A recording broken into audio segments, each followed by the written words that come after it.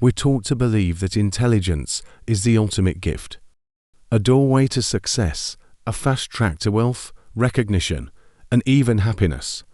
And for a while, it seems to be true. The smart ones rise faster.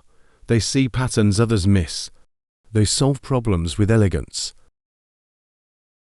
But no one talks about the weight that often comes with it, because the more you see, the harder it becomes to pretend that the smarter you are. The more you notice the cracks beneath the surface of things, what once seemed meaningful achievement, approval, legacy begins to feel like a mirage. You start to see the repetition in human behavior, the cycles of craving and disappointment, the illusions people cling to just to get through the day. And suddenly, life no longer feels like a quest for joy, but like a performance you can no longer take seriously. You don't get to unsee what you've seen. You don't get to unthink the questions that intelligence has planted inside you. The smarter you are, the more clearly you grasp that most things people chase are temporary, fragile, and often empty. This is the silent tragedy of intelligence. It can elevate you, but it can also isolate you. It helps you understand the world, but often at the cost of feeling at home in it. Intelligence doesn't guarantee happiness. It often brings a deeper kind of hunger. For meaning, for truth, for something real enough to hold on to. When everything else begins to fade, and sometimes the greatest curse is not that you don't have the answers, but that you can see too clearly how hollow most answers are. If there's one philosopher who understood the silent burden of intelligence, it was Arthur Schopenhauer. While the world celebrated progress, ambition, and knowledge as the pillars of a meaningful life, Schopenhauer dared to ask, what if the very engine that drives us is also the source of our suffering? He called it the will, a blind, ceaseless force that propels all living beings forward. We desire, we strive, we grasp, not because we are rational, but because we are driven by an unconscious compulsion to continue. And this will, he believed, is never satisfied. It creates the illusion of fulfillment just long enough to lure us into the next craving. The moment we get what we want, the hunger shifts, the void remains. For most people, this cycle passes unnoticed. They chase desires, lose them, and chase again, numbed by the repetition.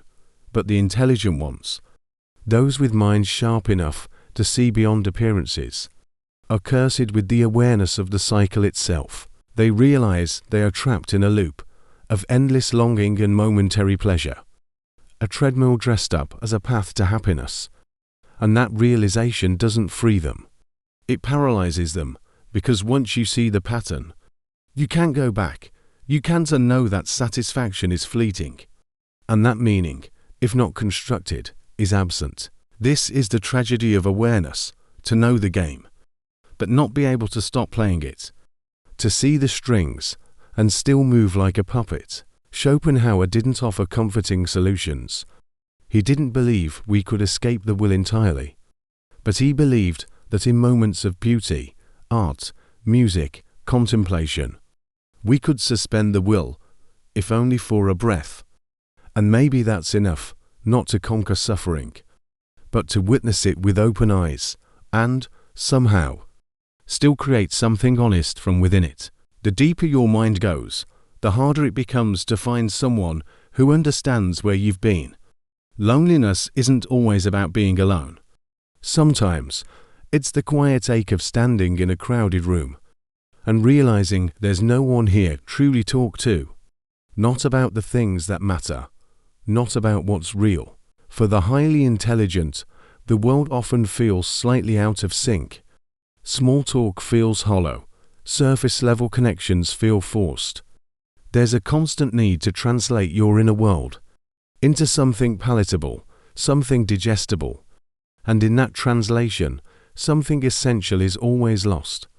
You notice the contradictions people ignore, the pretenses they uphold, the roles they play just to keep things normal.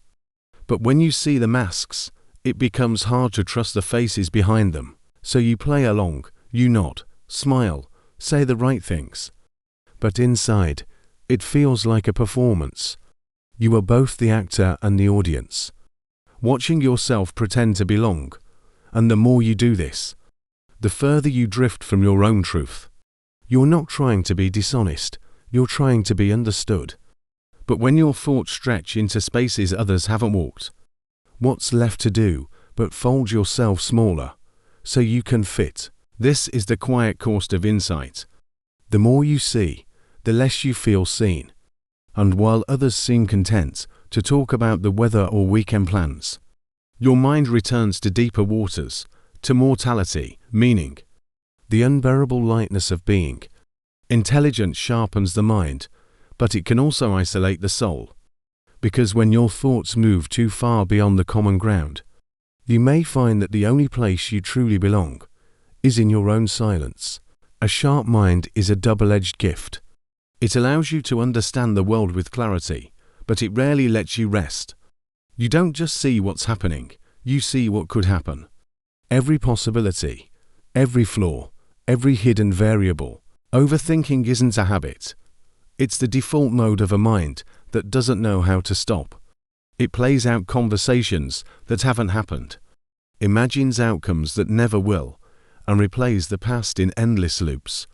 Asking why, what if, what now? You become so hyper-aware that even the smallest detail feels loaded. A glance, a pause, a silence. All become puzzles to solve. There's no off switch. Even when it's quiet outside, your mind is loud inside. Eventually, you begin to think about your thinking. You analyze not just the situation, but your reaction to it, and your reaction to that reaction. It's like trying to escape a room by running in circles inside it, and over time, the weight of so much mental activity starts to crush your ability to simply be. You can't enjoy the moment. Because you're dissecting it, you can't breathe fully. Because you're busy anticipating what might go wrong. This is the silent path from intelligence to anxiety, and often to depression. Because when your thoughts become a storm, and you live inside the storm long enough, it begins to feel like the weather of your life. Others may tell you to relax, but they don't understand that the storm isn't outside, it is you. A mind like this doesn't need more answers. It needs space, it needs silence, not to be silenced, but to be witnessed without judgment. Sometimes, the most intelligent thing we can do is learn how to stop thinking long enough to remember what it feels like to be alive. When the mind becomes a labyrinth, when intelligence turns inward and begins to devour itself, thinking more no longer helps. Analysis deepens the spiral, and insight, once a light, becomes a blade. So the question emerges: how do you live with a mind that won't stop thinking? How do you carry intelligence without letting it carry you into despair? There are no easy answers, but there are 3 paths, not to escape the mind, but to step beyond its tyranny. The first, philosophy, living with the question.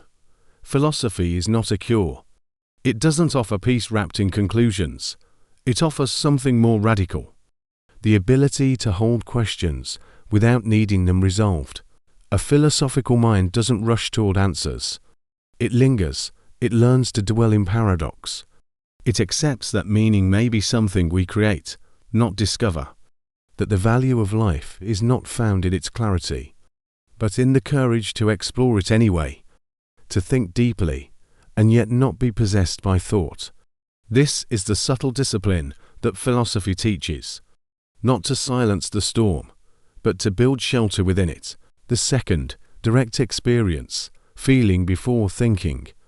While philosophy honors the mind, direct experience bypasses it. There are moments, fleeting but real, when the mind dissolves into presence. When you stop analyzing the sunset and simply watch it.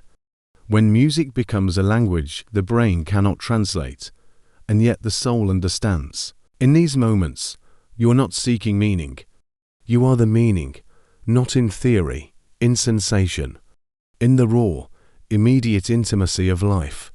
This is the power of art, of nature, of breath. They return you to your body, to the moment before thought arises, where being is enough, where nothing needs to be named to be true. The third, spirituality, the end of the I. If philosophy works with the mind, and experience anchors you in the body, then spirituality speaks to the deepest level of all. The illusion of the separate self, spirituality, in its purest form, isn't about beliefs or rituals.